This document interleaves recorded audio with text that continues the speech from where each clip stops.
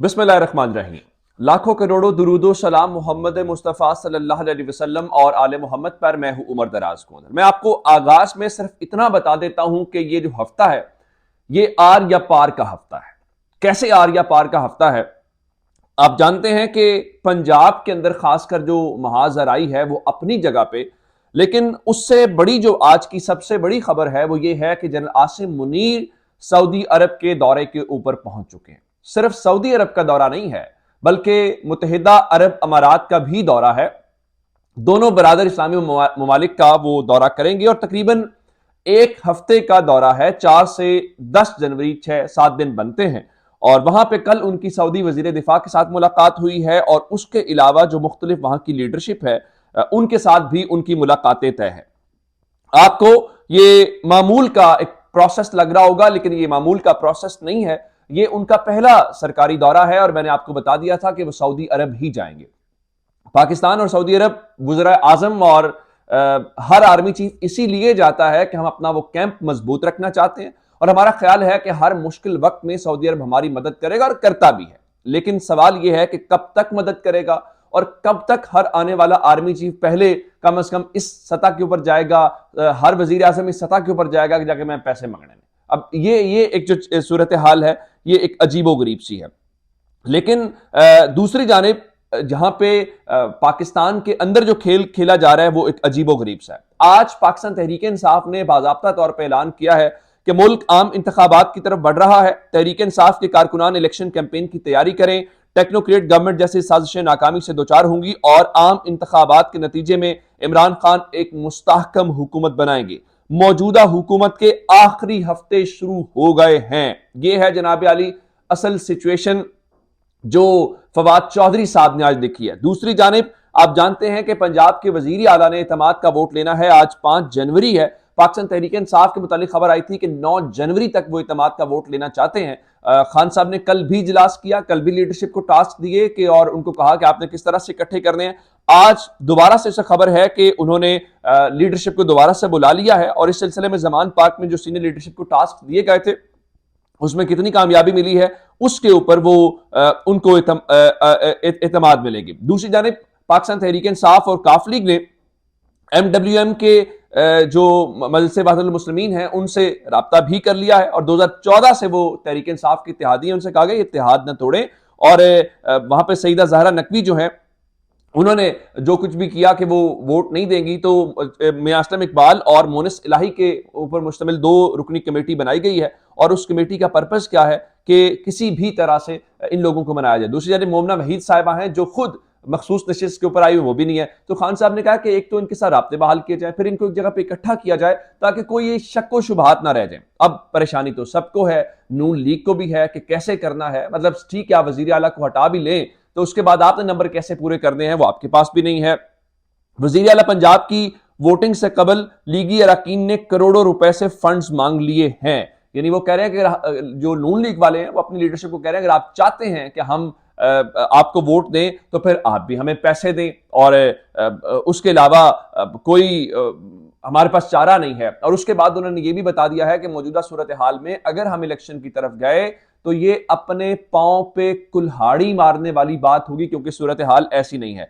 लेकिन एक बात इस दौरान जरूर है और वो ये है कि कोई जरूर है जो पीडीएम को सपोर्ट या दे रहा है क्योंकि बताया गया है कि इत्तेमाद के वोट में परवेज इलाही को 25 से 30 सरकार वोट नहीं देंगे। ये जावेद लतीफ का दावा है और जावेद लतीफ आजकल किसकी जबान बोलते हैं आप बहुत अच्छे से जानते हैं। और उन्होंने कहा कि 10 से 15 रोज के बाद वजीर आला पंजाब नहीं देंगे। लोग कह रहे हैं कि जरदारी साहब ने जो पैसे हैं उनकी बोरियां खोल दी हैं, लेकिन ऐसा नहीं है कि सिर्फ जरदारी साहब ने पैसा चलाया। अगर पैसों की बात आए तो फिर चौधरी परवेज इलाही जरदारी साहब दोनों में मुकाबला है। कुछ चीजें असल में एक ऐसी ताकत है जिसकी सपोर्ट परवेज इलाही को है कि नहीं है या उसकी सपोर्ट जरदारी साहब के साथ है, असल मैच है वहां पे। इसी किस्म की बात पीडीएम के तर्जुमान ने की है। वो कह रहे हैं जी परवेज इलाही एतमाद का वोट लें या ना लें वो वजीर आला नहीं रहेंगे। यानी लग ये रहा है कहीं तय हो गया है दुनिया इधर की उधर हो जाए, चौधरी परवेज इलाही को पंजाब का वजीर आला नहीं रहने देना। ठीक है ये भी कोई इतनी बड़ी बात नहीं है। मेरा ख्याल है इमरान ये जिस चीज को लेकर इमरान खान को घेरने की कोशिश कर रहे हैं कि जनाब हम वो कर लेंगे, मेरा ख्याल है उससे इमरान खान को कोई फर्क नहीं पड़ेगा। आज इमरान खान ने एक 4 बजे प्रेस कॉन्फ्रेंस करनी है और वो प्रेस कॉन्फ्रेंस जारी बात है जो उनके ऊपर वजीराबाद वाला वाकया उस हवाले से है। कल जो खान साहब ने गुफ्तगू बोल न्यूज के साथ की थी, रात को फवाद चौधरी साहब ने उसके ऊपर बयान जारी कर दिया था और कहा कि वो तोड़ मरोड़ के पैराई से हट के, जिसमें उन्होंने कहा था जनरल बाजवा मुझे मरवा के उसके बाद मुल्क में इमरजेंसी लगा के फायदा उठाना चाहते थे। आज इंपॉर्टेंट ये होगा कि इमरान खान का आज क्लेम क्या है और क्या टीवी चैनल्स दिखाते हैं या उनको रोका जाता है। दूसरी जानिब खान साहब का जो ममनुआ फंडिंग का केस है उसके अंदर अबूरी जमानत में तो तोसी कर दी गई है इस महीने में के आखिर तक, लेकिन साथ ही खान साहब ने कहा, उन्होंने कहा जी वो बीमार हैं तो आप उनके घर के ऊपर जमान पार आ जाए कोई भी ऑफिसर तो उनकी तफ्तीश वहां पे कर ली जाए। तो अदालत ने कहा नहीं जी, इमरान खान के घर पे तफ्तीश नहीं हो सकती, तो इस्तदा उसकी मुस्तरद कर दी और कहा कि हर सूरत आइंदा पेशी पे हुक्म दिया जाए और अगर आइंदा पेशी पे वो पेश ना हुए तो हम जनाब अली उनके खिलाफ जो है वो अबूरी जमानत वाला हुक्मनामा वापस लेंगे, जिसके बाद मतलब यह है कि उनको गिरफ्तारी की तरफ चीजें जा सकती हैं। अब जरा एक खबर सुनिए जोक वाली, फिर अगली खबर उससे मुतालिक देता हूं। आसिफ जरदारी ने कहा है कि जी बिलावल पाकिस्तान को दुनिया के तरक्की याफ्ता ममालिक की सफ में शामिल करेंगे।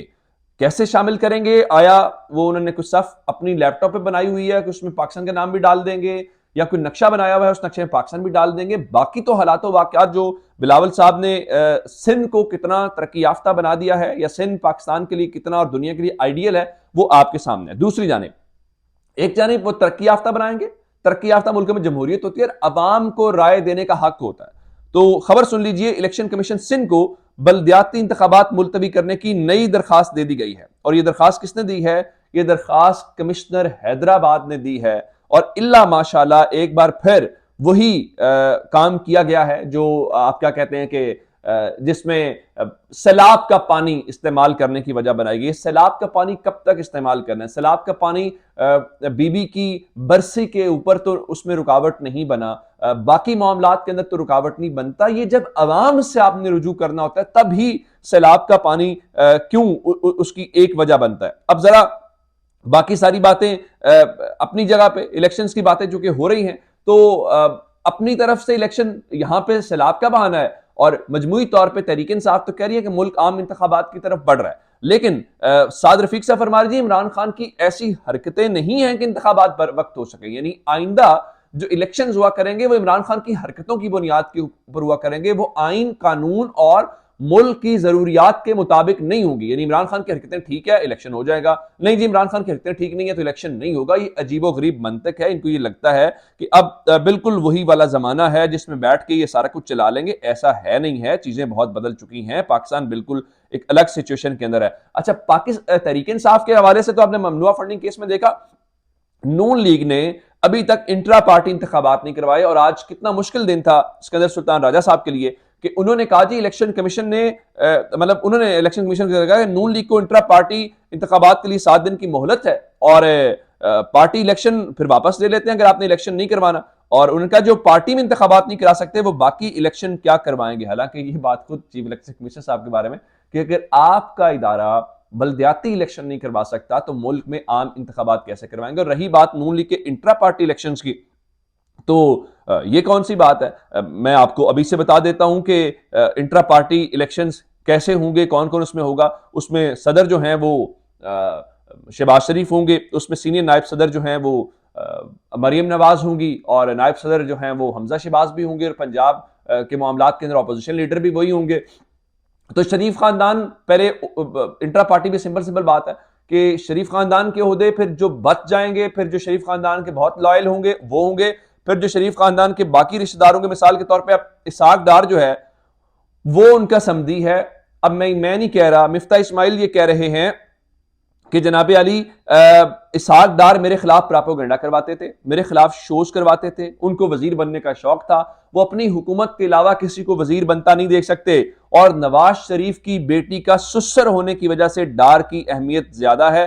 अब मुझे ये बताइए कि ये जो सारा कुछ हो रहा है ये मैं तो नहीं कह रहा, ये उनकी पार्टी का अपना फर्द कह रहा है कि वो सारा कुछ जो है अपने ही घर के अंदर देखते हैं, अपने ही घर के अंदर रेवड़ियां बांटते हैं। तो ठीक है, इंट्रा पार्टी की जो हुज्जत है वो भी तमाम हो जाए, लेकिन उससे फर्क क्या पड़ना है, कोई फर्क नहीं पड़ना। यही है कि चलें ये भी एक बार एक और प्रोसेस हो जाएगा कि देखिए जी आइन और कानून के मुताबिक इलेक्शन जो है करवा लिए गए। अपना बहुत सारा ख्याल रखिएगा। खुदा हाफिज।